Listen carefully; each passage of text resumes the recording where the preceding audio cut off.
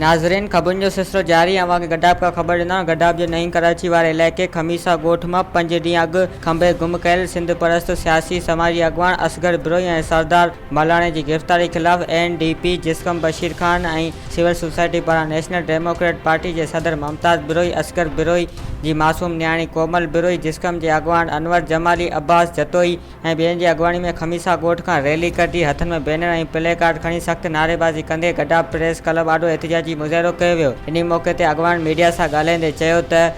कराची जे वसंतुनि में ॾाढ पुलिस ऐं ॿियनि इदारनि जी ॾाढ मुर्चीअ सां असांजा शाहूकार ऐं सनअतकार माण्हू जेके आहिनि उहे ज़ोर ते माण्हुनि जे वसंतुनि ऐं घरनि जे मथां कब्ज़ा ॼमाए उन्हनि जे मथां सिनतूं ऐं फैक्ट्रियूं अॾे रहिया आहिनि ऐं अॾियूं वियूं आहिनि। उन्हनि जे ख़िलाफ़ ऐं उनखां अलावा असांजा जेके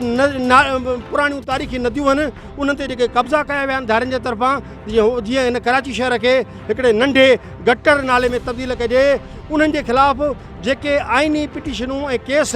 माहौलियात खे तहफ़ुज़ ॾियण वारे ट्रिब्यूनल ॾाढो दाख़िल थियल आहिनि। उनखां अलावा ॿियनि कोर्टनि में बि जेके पुलिस जे ॾाढनि जे ख़िलाफ़ केस दाख़िल थियल आहिनि, उन केसनि में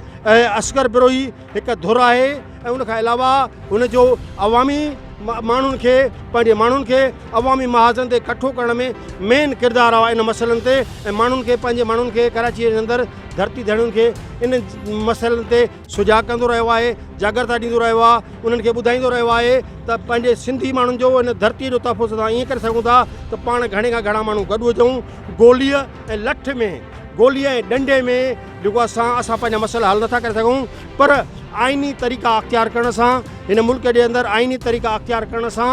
ऐं पुरमुन जदोजहद सां ई पंहिंजे माण्हुनि खे असां हिन वागुनि जे वात में आयल शहर कराची अंदरि तहफ़ुज़ बि ॾेई सघूं था। असांजे बाबा खे ईअं खणी वियासीं, सभु सुता पियासीं, मां पंहिंजे बाबा सां गॾु सुती पई हुयमि। आया आहिनि असांजे घरों ॿिए पाड़े ते बि घरों असांजे टपी आया आहिनि, ॾाकणियूं वग़ैरह करी असांजे घर आया आहिनि। मुंहिंजे भाउ जेको उमेर आहे उनखे पकड़ी विया, गाॾी में विया अथनि, मुंहिंजे बाबा खे अची मारो कयो अथनि, मुंहिंजे बाबा खे पिस्टोलियूं पयूं अथनि। असां चयोसीं न हणो, असांजा बाबा बीमार आहे अॻु में ई, उहो गोरियूं बि उन्हनि जी न खणंदी न कुझु, पोइ बि असांखे बि हणी विया आहिनि, असां ते बि हथु खयां अथनि, असांजी वॾी भेण ते बि हथु खयां अथनि, असांजे सॼे ख़ानदान ते हथु खयां अथनि। असां ईअं चऊं था भले हथु खयो था खणो, पर असांजा बाबा असांखे न खणी वञो। पोइ बि असां गीली करे असांजी ॾाकण खां फिटी कयो अथनि, पोइ बि असांजे बाबा खे खणी विया आहिनि। हिननि चयो त असां supreme court, chief justice, high court, वज़ीर आला Sindh, DG rangers, IG Sindh ऐं ॿियनि आला इख्तियारनि खां मुतालबो था कयूं त असगर बिरोई ऐं उन जे साथी सरदार मलाणे खे ज़ाहिर कयो वञे। अगरि हिननि जो को ॾोह आहे त खेनि कोर्ट में पेश कयो वञे, ॿी सूरत में एहतियात जो दायरो वसी कयो वेंदो। मज़ीद खबरों और तफसीलात के लिए विजिट करें हमारी वेबसाइट www.awamiNewsHD.com।